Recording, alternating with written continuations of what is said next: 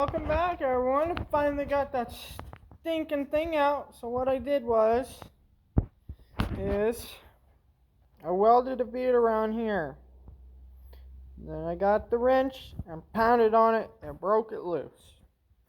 Then once that was off, took my Benchmarks abrasive, will be in the description or the comments, flap wheel, to my Milwaukee grinder, and I ground that bead off.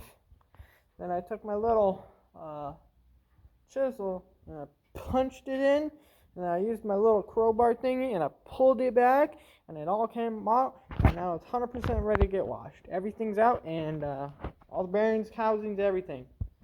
100 transmission housing is 100% ready to go get washed and then start reassembling.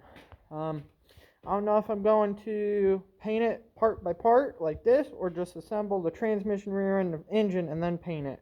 I don't know. Alright. Well, gotta get to work, so I'll catch you guys on the next one. Please subscribe, like, comment, share this video, because this is the 10 series restoration.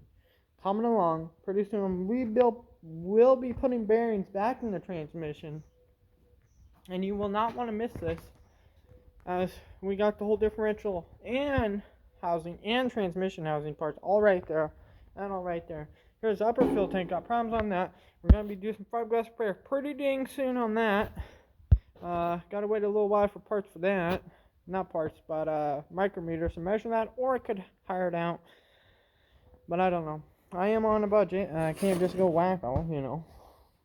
So, alright, so I did use the 140 MP Lincoln Electric.